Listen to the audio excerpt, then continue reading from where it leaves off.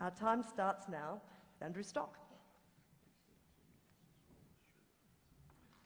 Thanks, Annabelle, and good evening.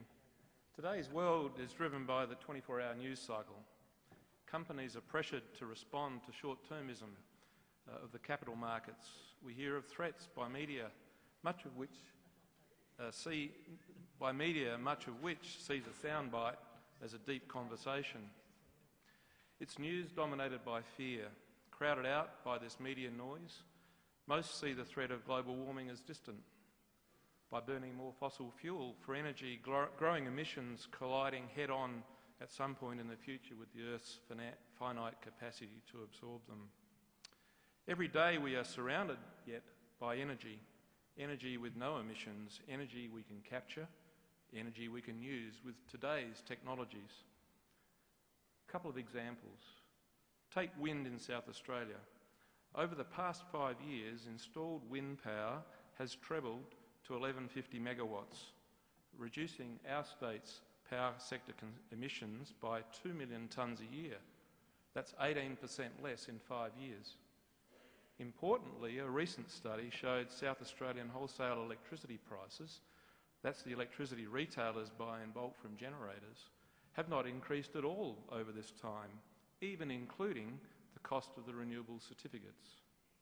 Or solar, where households have installed 1,000 megawatts across Australia in the last 2 years, reducing the need for new gas-fired peaking plants, like the 1,200 megawatts that Origin recently has built in New South Wales and Victoria for a cost of $1.5 billion. While solar feed tariffs may add to retail power costs, so too be assured the billion-dollar gas-fired peaking plants that operate just a few hours a year.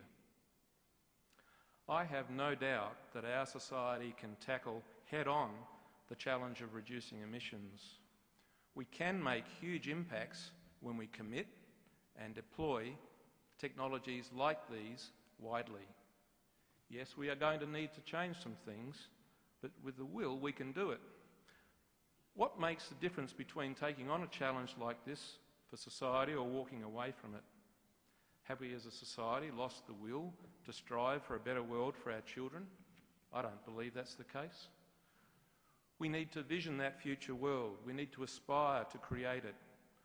With alignment to achieve a common vision, I've no doubt that we and the world can deliver that. At a recent climate group conference in New York, Tony Blair said, "To avert climate change, we need leadership.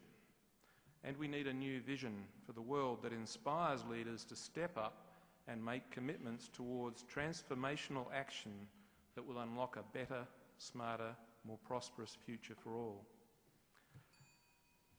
After the destructive conflict of World War II, whole countries were rebuilt under plans like the Marshall Plan.